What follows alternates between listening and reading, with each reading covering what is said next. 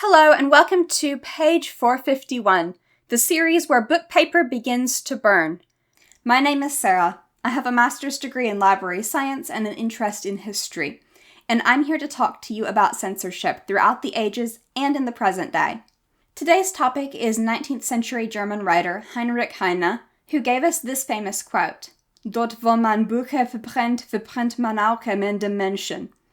This translates to, "Where they have burned books, they will end in burning human beings." This quote is usually discussed in the context of the atrocities which took place in the mid-20th century, but it was relevant in Heine's own time as well. Today, I want to talk about who he was and the context of this quote. Heine was a 19th century German writer born in 1797 in Düsseldorf, an area which was under the control of France when he was born, but became part of Prussia after Napoleon's defeat. His parents were Jewish, but he converted to Christianity. This is usually attributed not to a genuine change in belief, but to anti-Semitic policies which made it difficult for him to pursue a career without converting. In 1831, he moved from Germany to France, where he lived for the rest of his life. According to an article published in 2014 by Central European University, the context for Heine's book-burning quote may have been an event which took place in 1817. At this point, what would soon become Germany still consisted of several smaller states like Prussia and Bavaria, which were beginning at that point to develop a sense of German national identity.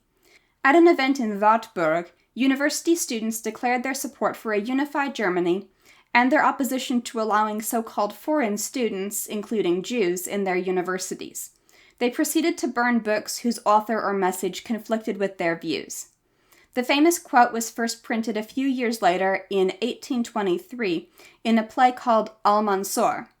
The play deals with book burnings and forced conversion to Christianity through the stories of Muslims living under Spanish rule in the 15th century.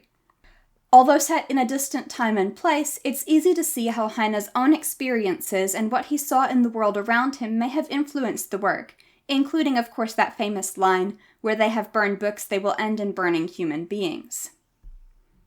Heine's own writing, which included poetry, fiction, and nonfiction, was often critical of contemporary society. This made him a target for government censorship. In Prussia at the time, shorter works had to be submitted to censors before publication and any offending passages removed, while longer ones didn't have this requirement but could be retroactively targeted for censorship, requiring that they be revised and reprinted. According to the Deutsche Nationalbibliothek, Heine responded to censorship with satire, including a book chapter in which most of the text was supposedly censored, leaving only the words "the German censors" followed a little while later by "idiots."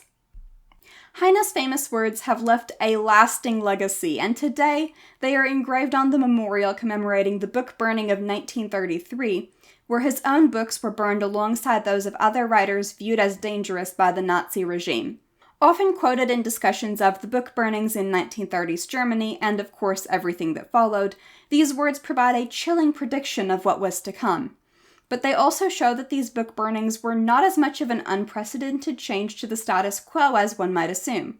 There were book burnings, with similar motivations even, more than 100 years before, and German literature had a long history of being censored.